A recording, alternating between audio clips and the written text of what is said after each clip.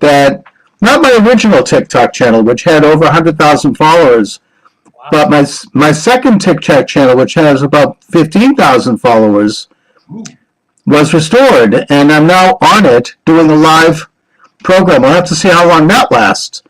I don't know if it's going to go through or not, but here we are. So welcome aboard TikTok. I'm already getting some TikTok notes too, so that's nice. Good. Yeah, so, who knows? You can never tell with these things. But I also will note, as a matter of announcement, I suppose, that my new book is now live as of today, both softcover and ebook. The Anti-Semitic Imagination, The Great Establishment Deception is the title. And I'm looking forward to starting to delve in with some people and do some interviews and getting into this world-shattering issue. It's an issue, of course, that goes back in time. Really, it's the oldest controversy in the West, which is who are the Jews? Why do people hate the Jews? And who's behind that? And what are some of the conspiracy theories? So I kind of try to open the lid on all of it in this book. Well, you can, I get you sent out an email, because I got it, describing the two types of anti-Semitism, which may be, why don't you expand on that? I think that was kind of interesting. Well, I mean, it's a book of social theory, and I basically differentiate between two types of anti-Semitism, the normal type and the weaponized type. The normal type is the type of sentiment that everyone sometimes has toward any group of people or person who is a little bit different or not in the majority. It's kind of fear of the other, if you will. There's a kind of a suspicion, an envy in many cases. If somebody down the street has more than you have, you develop an imagination about them. And then oftentimes that kind of prejudice is based on bigotry, and it's based on ignorance and fear. But it's normal. It's not something that, it's something, it becomes weaponized if the government decides to step in and start to attack people for that, and basically create, in the process, tyranny, which is what's happening now, actually. The best way to remedy that kind of anti-Semitism, or in many cases racism, or whatever it is, I know this sounds corny, but it's through love, compassion, information, interacting with people. Go out and meet people, and when you see that other people are human beings just like you, and we're all basically on this mortal coil, that we're all basically the same, then that kind of anti-Semitism or that kind of fear of the other tends to dissipate in many cases. Some cases it doesn't, but that's the way it is. I mean, that's human nature. The kind of anti-Semitism, however, that I address, and the reason I called the book The Anti-Semitic Imagination, is that is when anti-Semitism in this case, and we could name other anti-movements, becomes weaponized by a state, by an official sanctioning, and that the state does this either directly as part of their doctrine, as of course was the case with Nazism, to a certain degree communism, and now with radical Islam, or it's implicit. It's they get other people to do the dirty work. It's sort of like, there's a wink to other institutional entities, part of this sort of establishment. Whether it be big media, big government, big academia, big entertainment, big whatever, the positions of influence, secret societies, which I get into, and they promulgate, in the case I'm talking about, anti-Semitism as a way to pass the buck and to take the eye off the ball of what in fact they're doing. It's a massive case of projection. There's a sense of like holding up the shiny object, right? The scapegoat is what the word is often used. And that is the Jew. It's the Jew that's behind this. This is a form of Judaism. That's why this is happening, when in fact they are initiating a lot of this agenda.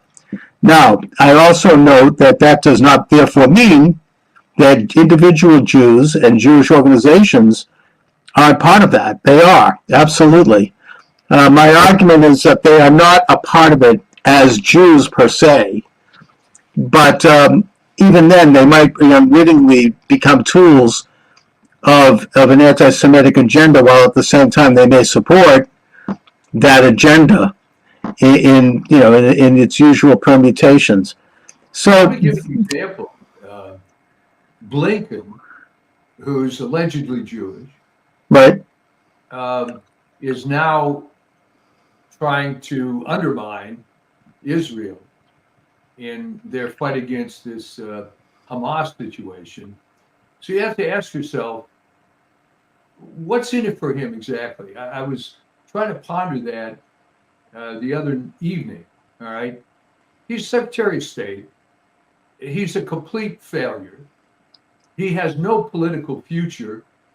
What's going to happen to him after this administration? He's going to get some stupid academic position. So how is he helping himself for being this stooge on behalf of this anti-Semitic agenda?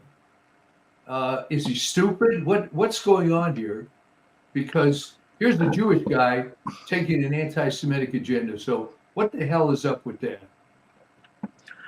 well, when you say that, it reminds me actually of Henry Kissinger, another Jew who tried to stick the knife in Israel's back, who knew about the impending attack on during the Yom Kippur War in 1973, but didn't bother to call Golda Meir and tell her until like 24 hours before the launch of the attack.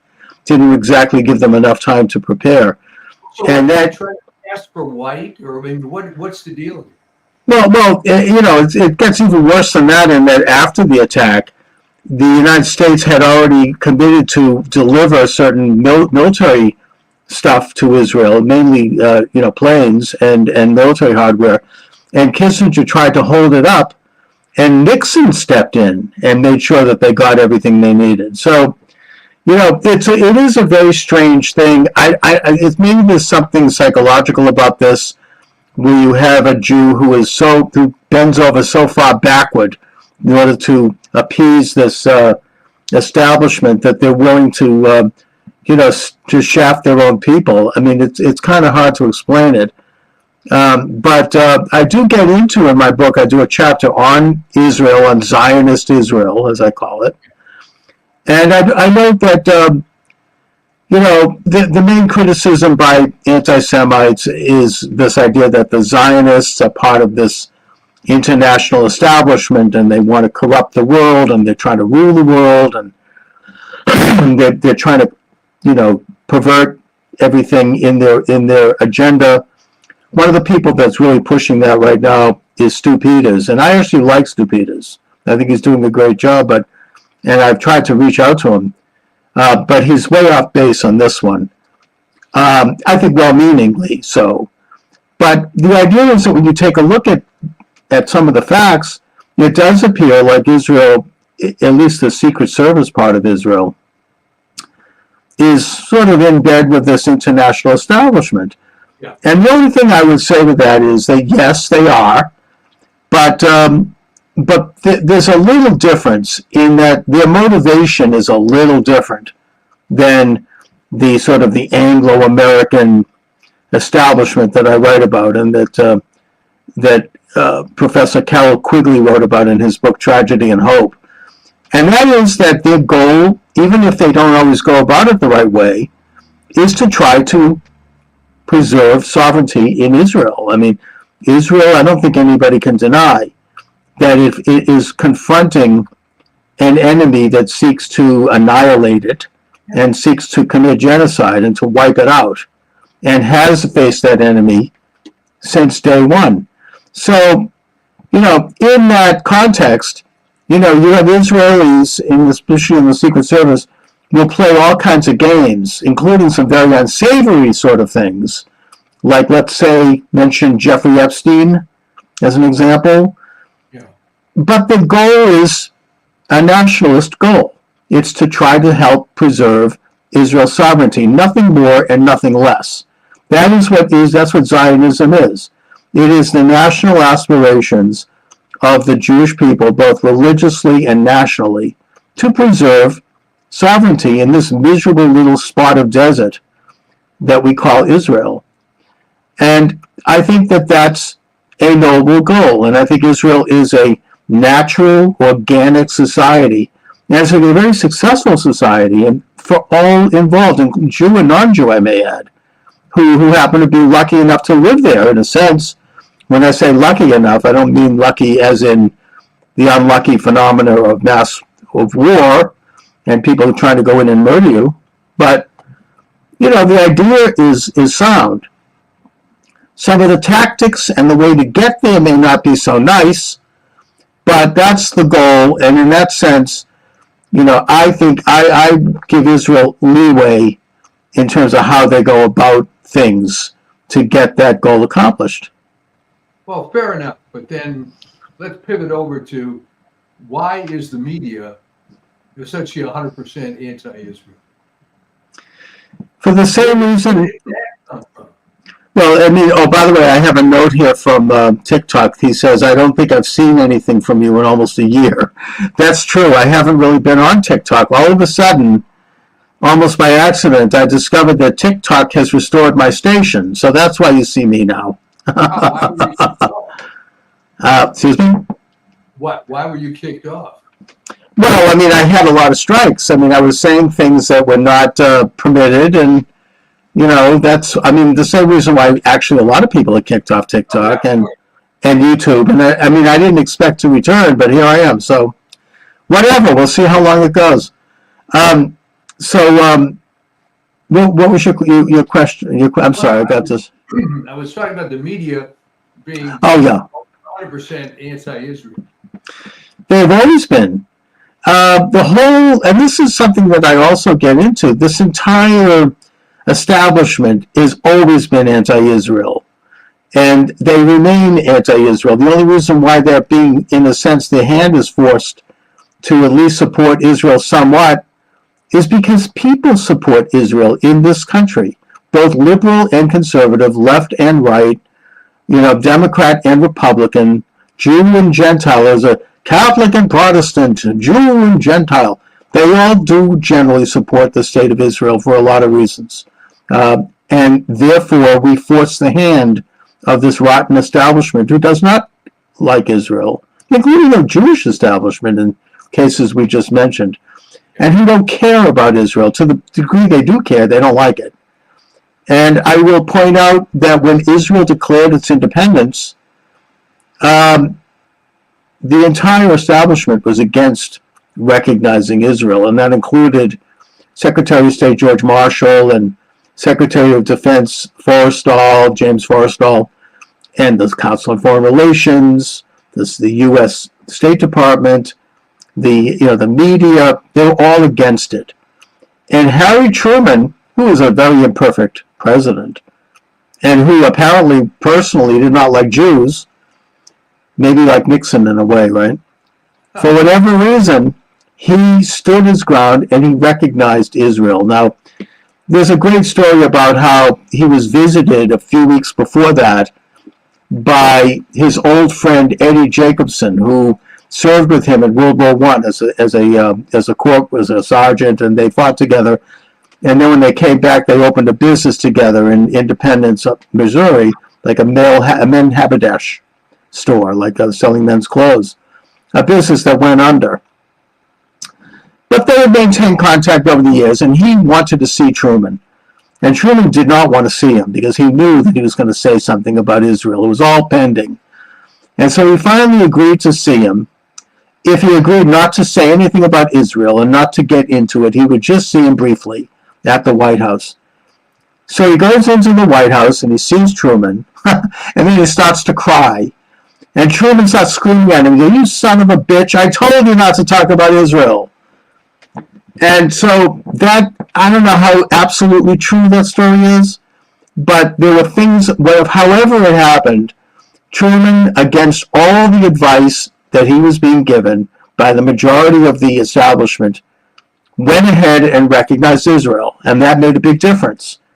And really about a week later, the new president of Israel, Chaim Weizmann, who at that point was very elderly and blind, he shows up at the White House for an official visit. He presented Truman with a Torah as a gift, and he said to Truman, God put you in the womb of your mother so that you would be born to do this. And he compared Truman to Cyrus, who of course was the great Persian emperor who signed a decree calling for the Jews to go back to Israel and rebuild their temple. And that, by the way, is in the book of Ezra. And that's part of the Christian canon as well. And he's referred to in the book of Ezra as a Messiah, that being Cyrus. And there wasn't a dry eye in the house. I mean, it was a very emotional moment. And Truman talked about that right till the end of his life, that had great significance for him. So my point here, to make a long story short, is that the establishment does not like Israel. The CFR at that time, they all said, well, what do you need them for? They don't have any oil. They don't have any land. They don't have much money. The hell with them. You know, as James Baker said in the George H.W. Bush administration. And yet Truman went ahead and he did it. The Eddie Jacobson story is known. Yeah. Gore Vidal was always saying that Truman was bribed. Could be. Who knows? Maybe he was. He was pretty. Look, I mean, and also, by the way, the Israelis were not averse to twisting a few arms. I mean, apparently, when the UN was debating whether to recognize the two states in 1947, that being an Arab state and a Jewish state, I mean, you had Ben Gurion and you had other Jews go up there at the UN, and they were doing, I don't know if it was giving bribes, but they were using all kinds of tactics, including blackmail, in that, you supported Hitler and we could show this, and you were making money from, profiting from trading with the Nazis during the war, and you had, and they blackmailed the Rockefellers, by the way, because they had a lot of influence in South America, to get some of these countries to support the recognition. So yeah, look, that's what they know how to play. The Jews know how to play that kind of game, and they've always known, they've always participated in it, going way back into the medieval times. Yeah. And they know how to partner with the establishment, and they know how to play hardball if they have to get certain things done. So yeah, they definitely, they may have bribed, Truman may have been bribed. I have no idea. Well, I mentioned the media because there were some egregious cases. I mean, I hate the media, as you know. Mm. The BBC just, I think, the other day had to retract, for the umpteenth time, some absurd Hamas propaganda that they published as news, and they're just going to do it again. So this raises the larger question: why should anyone believe anything the BBC ever says? What's the point in having them? But the media animus, you're right, it's tied in with the establishment. When you started mentioning people like George Marshall, he doesn't win any big awards. No, he also sold out China, but that's another story. So, did Truman know he was surrounded by a bunch of turncoats? I suspect toward the end he did. Right. But, I'm not a fan, but Weitzman was probably right. For that moment, he was chosen, and God bless.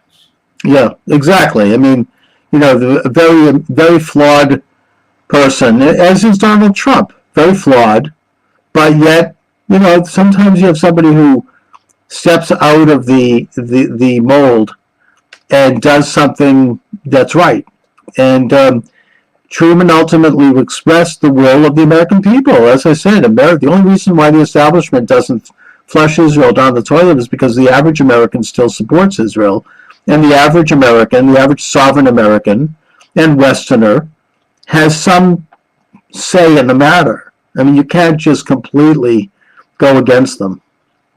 Well, even now during the Trump administration, you recall how all the experts said it would be a disaster to move the embassy to Jerusalem.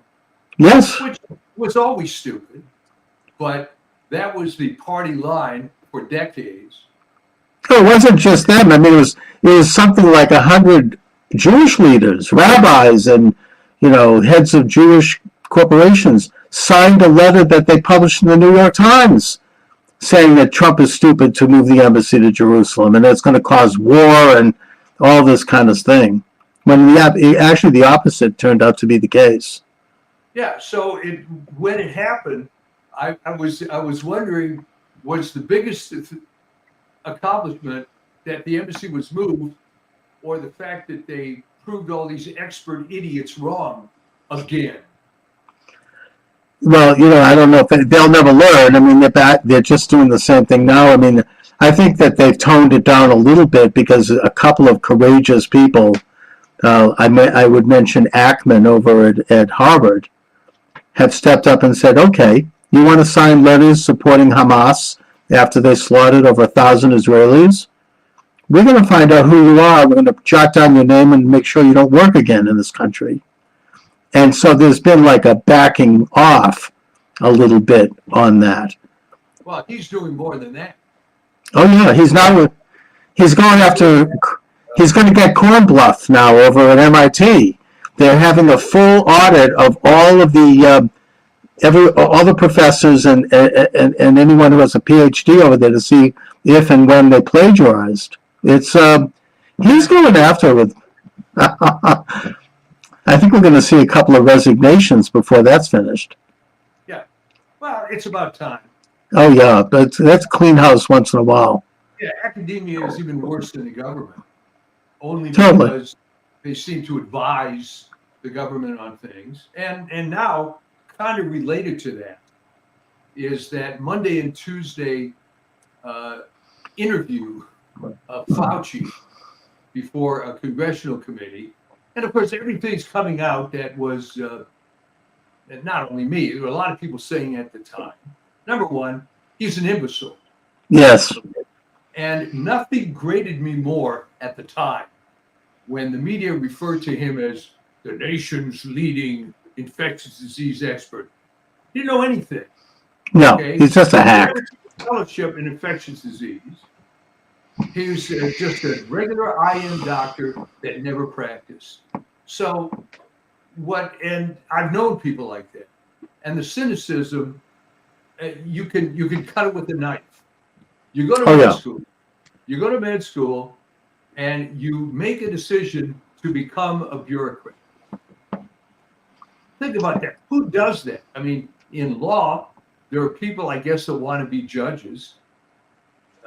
Most of them are very... Well, I mean, Harvard now has a whole department for public health management. I mean, a public health institute. And they're people that really, I don't know if they're even doctors, but they're just administrators who are going to administrate this huge, kind of double government, actually, to use a term by Michael Glennon.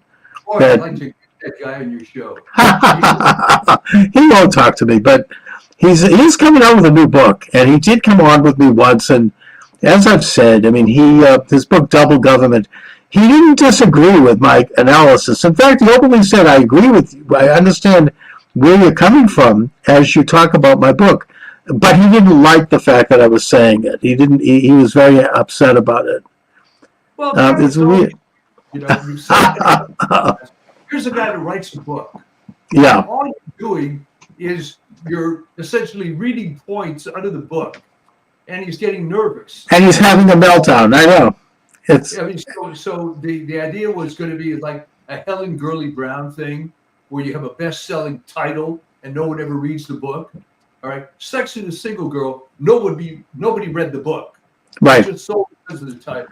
Now, sure. I don't think Double Government is quite as sexy of a title, but evidently he was upset that you were making the points that he made publicly as if the book was a secret or something. Right. He didn't write it under a pseudonym. So I just never got that. It's very odd. And also, I watched him do a talk to Wellesley College on YouTube, where he basically reiterated everything in the book that I brought up. But he did it in his way, and there wasn't much, questioning about it. It was just, it's a very odd thing. I mean, you have these types that once in a while, they're like establishment whistleblowers. They need to get it off their chest. It's like Carol Quigley. They had Tragedy and Hope. He just blew the whole whistle on the Anglo-American establishment. He was a professor at Georgetown. He was the head of the Foreign Service Department for something like 30 years. He mentored Bill Clinton, who thanked him in his inaugural speech. And, once in a while, these kinds of guys come along that just can't be quiet. They can't help it. They just have to spill the beans. So, I mean, that's, and then when you bring it up and say, okay, well, what about it? They have a complete, their brains, their head blew. Like the forum of a dialogue. When he went to Wellesley, it was this one-way discourse that exactly. But when he went on your show, or probably any show, someone's going to ask him a question, and that isn't part of the equation, right? So that's right. And I mean, if you go to a place like Wellesley, with due respect to it, they don't know what the hell they're hearing. I mean, it's sort of like another world. It's the normie world. They're not like people. They're not conscious. And by the way, speaking of which, I've noticed that after a couple of instances where the big establishment media has gone out and spoken at colleges, and you have one guy stand up who does know what the hell is going on and starts to ask some hard questions. I think that happened recently at, the University of Chicago. And so you don't see them going on anymore. They've just stopped going. They won't talk to anybody now. They've completely shut the cocoon. And I think we're going to see more of that this year because of the upcoming election, and they need to circle the wagons over this ridiculous conspiracy theory that Donald Trump tried to overthrow the government by sending the guy with a Viking hat into the chambers of the U.S. Congress. I mean, that's a crazier conspiracy theory, and it's more venal than the one that we heard for 3 years that held that Vladimir Putin conspired with Trump, or as they say, colluded with Trump, right, to steal the 2016 election. I mean, it's that bad.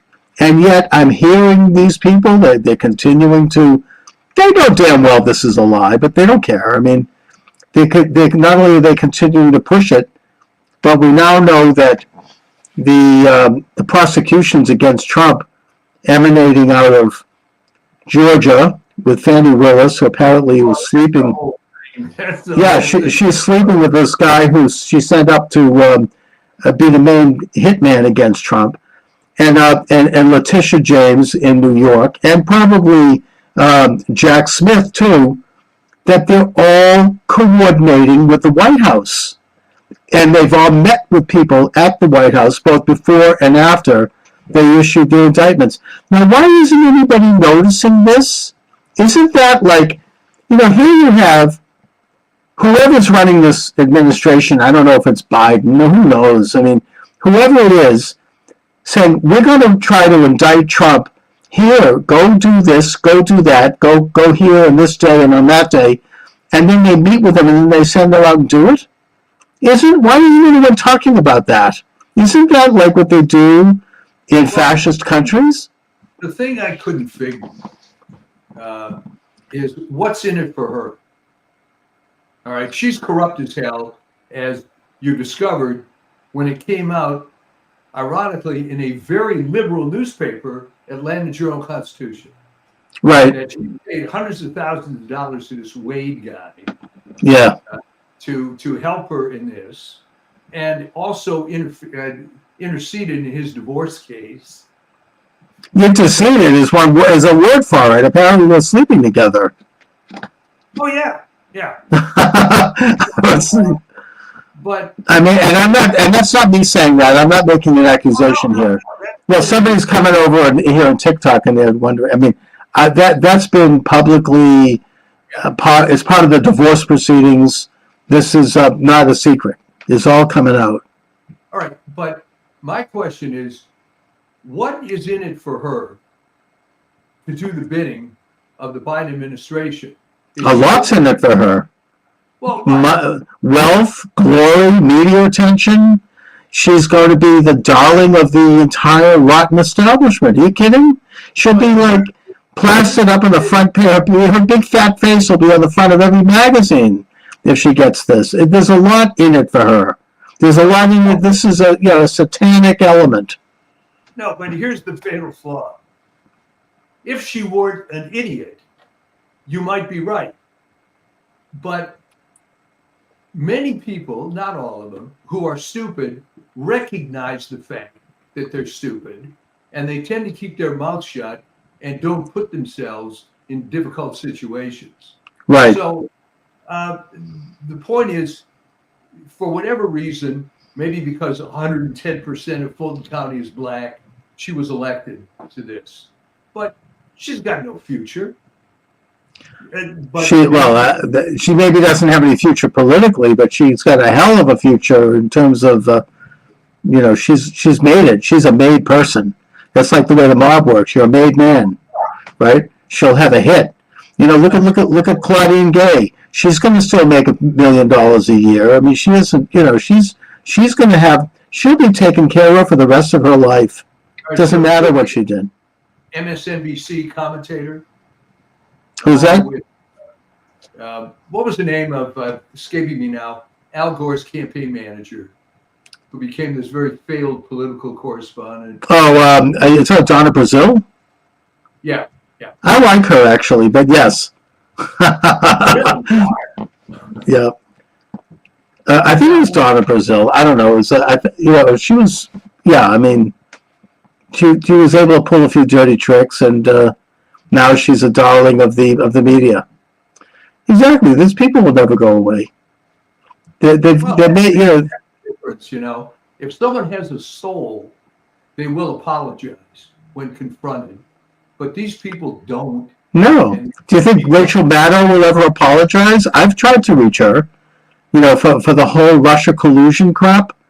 No, she's for 3 years. And things that were completely outlandish, and she's releasing them, and they've been absolutely proven false. But I actually try to appeal because I think she's a bright person, and I think she seems to at least have some few shreds of patriotism in her, and I try to appeal to that. I'm like, look, I mean, do you think that as an American you might have done something here that was not in the best interest of your country by spreading these lies for 3 years?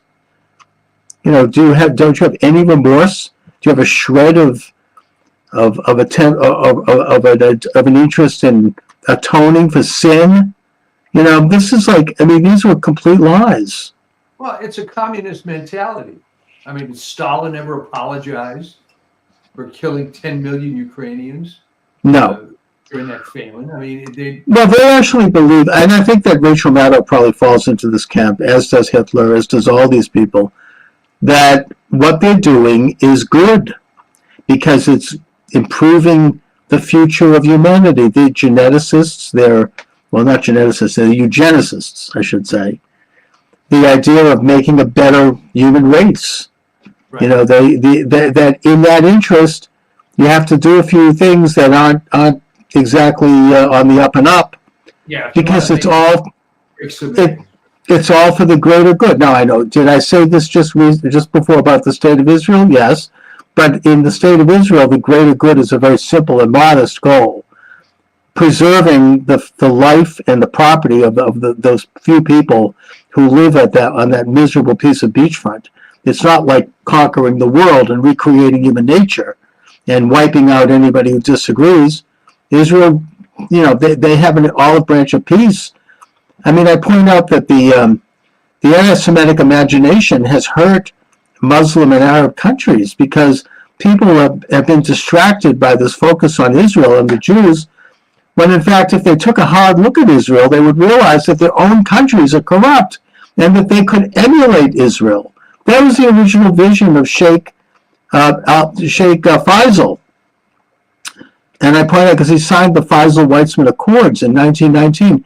He recognized Israel because he wanted Israel to help his country, Syria, and the other Arab countries emerge as independent, sovereign, democratic nations who have their own, their own rights, their own economies, their own technologies.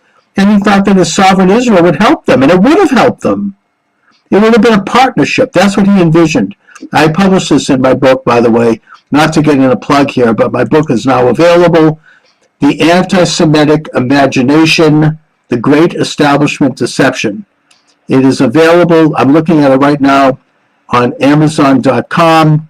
Check it out. It's went live today. So I get into this history of what happened with how the anti-Semitic imagination corrupted the Arab world and the Islamic world at the detriment of Muslims and at the benefit of these corrupt establishments who run those countries, and who don't care about their people. I mean, do you think Hamas cares what happens in Gaza? Those guys, there are 3 of them who run Hamas. They're in Qatar, and they're each worth $3 billion apiece. Right. And they're living in luxury. They don't give a damn. I mean, they're not there. They're using people as cannon fodder. They send them out, go kill some Jews. I mean, they don't give a damn. I think what happens is it's kind of part of a belief system, and people are tied into this. I suspect it has something to do with atheism, but I remember during COVID, after 3 or 4 obvious lies from the CDC, I wrote an article asking why we should believe a damn thing they ever say, and I was getting replies to the effect, it was almost like Stockholm syndrome. Well, they're the CDC, and if we don't believe them, who are we going to believe? Oh, yes, for sure. So if you're some guy in Gaza, and your entire life is based on the notion of hating Jews because someone told you to, it's going to be a very tough sell to get you off that. Right. Just as, it's the exception proving the rule. A liberal Jew like Bill Ackman had to get slightly red-pilled when he saw what happened at Harvard. But I suspected, I was asked, how many Jews are going to get red-pilled? I said maybe 5%, over this sort of thing.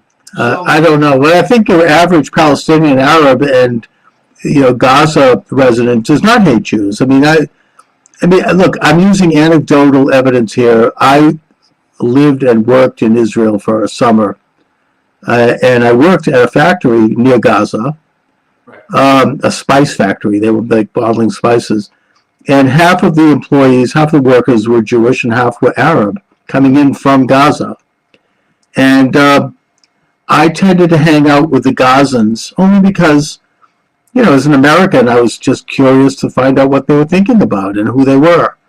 And I got to know them somewhat, and everybody got along well. The Israelis and the Gazans like to play little practical jokes at each other, but, we were told don't talk politics, don't talk religion, which is, of course, I did, because I wanted to know what they were thinking as a kind of a naive American that I am, and the manager wasn't too happy with that. He was my cousin, that's why I was there. But I learned a lot, and what my general impression was that these Gazan young men, and when I think back at them, they're probably, who knows what they are now, they admired Israel, they liked Israelis, and they wanted to be like Israel, but they wanted sovereignty in Gaza as a Palestinian state. Something that I was completely simpatico with at the time, and something I hoped for them, as did most Israelis. But the problem is that their leadership didn't see it that way. Their leadership viewed Gaza as nothing more than a launching pad to destroy Israel. They didn't want to live peacefully. Israel's intentions when they withdrew from Gaza in 2005 under Sharon was very modest. I mean, they stripped the Gaza of its Jewish population. About 5,000 people were forcibly removed by Jews, by Israelis, in many cases. and they had to leave their businesses. They had greenhouses. They're very good farmers and small manufacturing. They had to leave all of that to the Gazans. And the only expectation Israel had was that they would be peaceful, nothing more. They weren't even asking for recognition. They were asking for nothing else. They just wanted a peaceful border, that's all. And the problem is that Gaza, which was receiving money pouring in from all over the world, including the United States, they had the opportunity to really develop a sovereign state there, and Israel would have done more. I mean, this is beachfront property. Gaza's a wealthy town. You see pictures of it even now. It's not poor. And they could have created a Hong Kong or a Singapore over there if they had chosen to, but instead, their leadership, which basically removed the Palestinian Authority and murdered about 200 of them, that being Hamas, they used it to launch a war against Israel. They fired over 6,000 missiles. They dug the terror tunnels. They dropped the gas balloons on Israeli fields to burn the agriculture. And then finally they went in with the hang gliders. So, I mean, what is Israel supposed to do? It's just too bad. It doesn't seem like, unfortunately for the regular Gazan who lives in terror of this structure, it just doesn't seem possible that they're going to be able to have some sort of a peaceful entity there. They did vote for Hamas. They did, but I don't know if they thought that Hamas was going to do the way they did. I mean, I think that, apparently Israel supported Hamas in the beginning, mainly because they hoped that there would be a counterweight to Yasser Arafat. But the point is that, it's kind of like, good intentions don't always work out. It's like the United States supported the Mujahideen in Afghanistan to help defeat the Soviet Union, which they did, but then that morphed into Al-Qaeda. So, you have to, there's like an ignorance there. Well, or who knows what's going on behind the scenes? I don't know. Maybe it's an establishment agenda. I don't know. Well, but you can look now domestically. There's really no rational basis for people hating Donald Trump. No. They've been instructed by their betters, and I'm using that in a pejorative sense. Yeah. That, Trump is this bad guy, but what it is obviously going on here is that the deep state realizes Trump is a threat. Indeed. And these people, this is very reminiscent to me, and I made this analogy before. If the Civil War was about slavery, which I don't think it was, but if it was, then explain to me why some dirt poor Southerner is fighting on behalf of these major landowners. Maybe he was convinced, okay? He's got no interest in that. And the typical Democrat voter has no interest in the deep state, but they buy into this narrative. How often do people convert parties? Very rare. Very rare. That's true. Most people are Democrats because, their great-grandfather voted for FDR or whatever. Yeah, that's certainly true with Jews, although I will say that there's recent polling indicating that black men in particular are moving in the direction of Republicans, especially apparently in Chicago, and that could tip the balance. I mean, that's like if the Republicans shave off even just a few percentage of black voters, that could be huge. That is an enormous development. That's why they're trying to bring in all these illegals, because they feel they're going to lose the black vote. The males first, but that's not surprising. Right. But they're going to lose the Hispanic vote. So they really have to bring in illegals and somehow get them registered and get them to vote. But they might even use some of the youth vote, I might add. Even you get some younger people waking up. I mean, they see this. I think that this whole Hamas thing has hurt them. This is a lot of younger people are saying, they're loud and they're disgusting, and it's the same people that basically with the Pussy Hat rally, against Trump, right? I mean, it's the same crowd. I've seen them in Boston. It is literally the same people. Yeah. That, there's like a rent-a-mob. And they've really, I think, overstepped it. They're doing, now they've desecrated a military cemetery in Los Angeles, spray painting Free Gaza on tombstones. I mean, really? That's going to make them popular? That's going to hurt the Democrats. It's so ugly. And so they're protesting at Rosalind Carter's funeral. I mean, what the hell? I mean, what does she have to do with anything? It's like, it's becoming so... That's the fatal flaw of the left. They always go too far. They always go too far. Look at Claudine Gay. All she had to do was, if she's so damn smart, which I don't think she is, but let's assume that she got through Exeter and Harvard legitimately, which I don't believe for a moment, but put that aside. Right. She could have crafted a better response to Congress.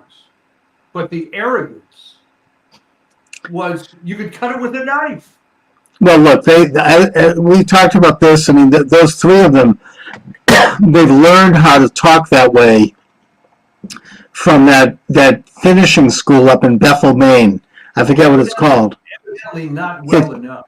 No, that's exactly how they would communicate, but you don't do that before Congress. I mean, you do that when you're trying to diffuse parents who are trying to question transgender education or something like that.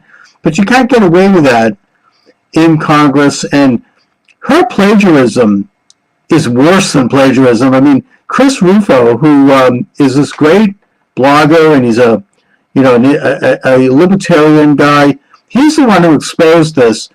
And he shows on his blog site, on his Substack, her type of plagiarism next to the original article.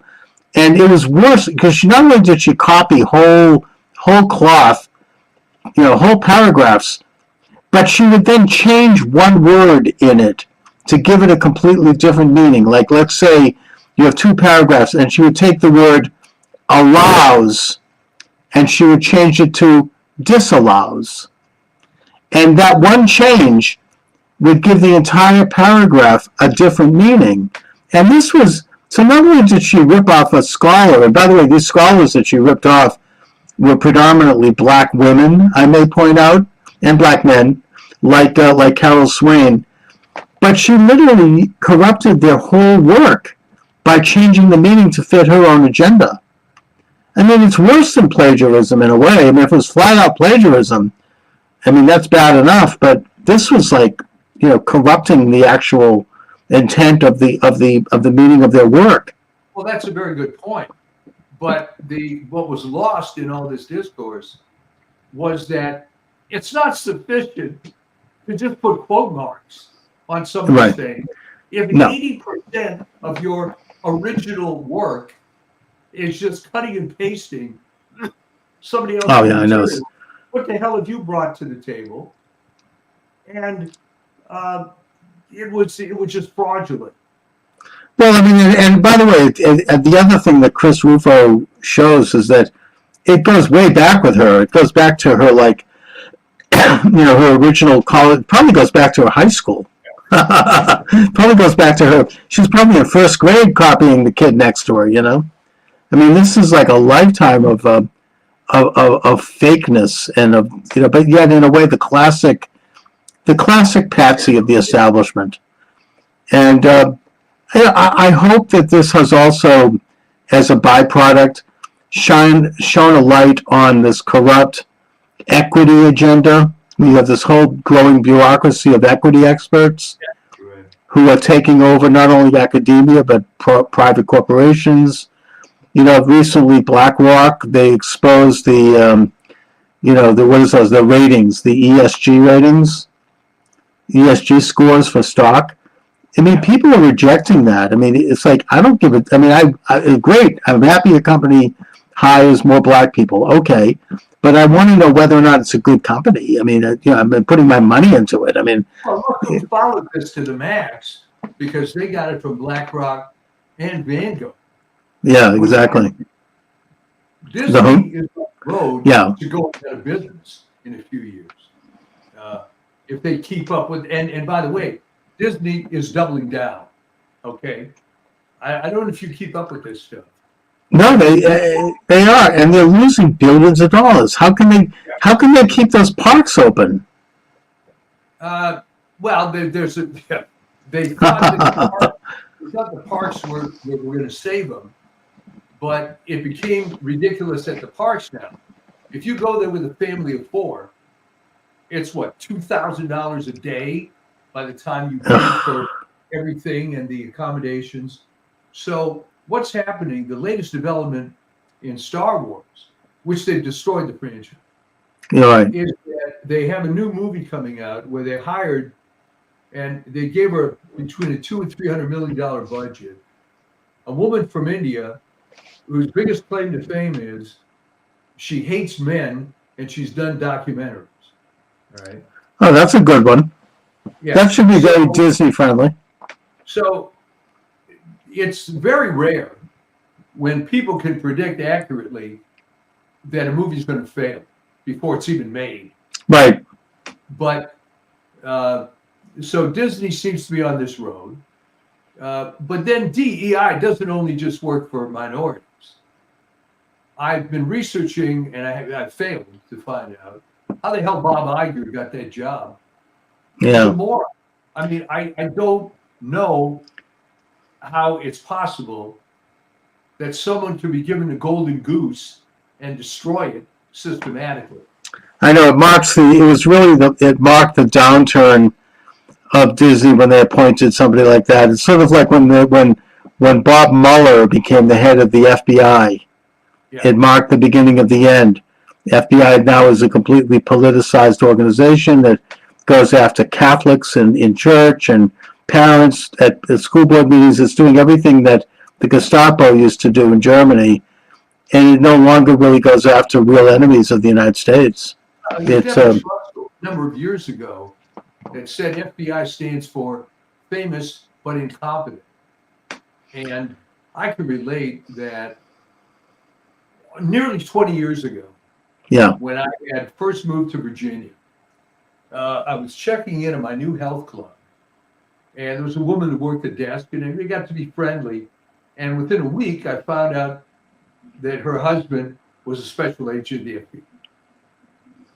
And she starts regaling me, and this 20 years ago, with all the crap that was going on.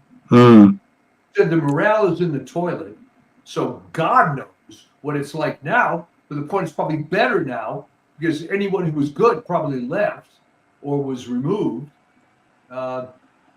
They should close that agency. Oh, but they're building a new office that's apparently going to be bigger than the Pentagon. Yeah. So Mike, I want to just mention before I wrap it up that TikTok, a lot of people are sending me very nice notes, and I appreciate it. Like, where have I been? All this, I haven't been on there for a year, and I appreciate that. I'll just say that for whatever reason, TikTok decided to restore my station. I didn't know this. I found out almost by accident the other day. And so I've got 14,000 followers in TikTok. So if you're there, please sign up. I appreciate it. I hope to be doing it regularly again. I also want to mention that my new book is now available as of today, both softcover and Kindle. And by the way, the Kindle is free. And usually Amazon makes it free for at least a couple of days. So if you want to get it free, check it out. The Anti-Semitic Imagination, The Great Establishment Deception by yours truly, Charles Moscowitz. You can check that out at Amazon and at Barnes & Noble. Mike, what do you have coming up on your Substack? Well, we have a few things in the oven, so to speak. Mm-hmm. And what I was going to publish yesterday, just wasn't able to do it. But the whole aspect of saving the country, who are we saving it for? And I bring in the late, great Laura Nero with her song, Save the Country, which was a moderate hit. And so I'll have to hear that, yeah. Yeah. We link to the YouTube video of it, but I'm going to check it out. Excellent. And as far as Hunter Biden's appearance yesterday before Congress, what the heck were they trying to prove with that? I don't know, but I mean, I see a lot of people on Twitter saying, complaining about the fact that he would be questioned. I mean, what do they think? And Yeah. Bill just wonders why everybody's being so mean. Oh, yes. Yeah, sure. Okay. That's a good one. Yeah, right. Anyways, Mike, but as always, thanks for joining me. Very enjoyable, and good luck with the book release. Thank you. All right, so I'll talk to you next week. All right. All right, thanks a lot.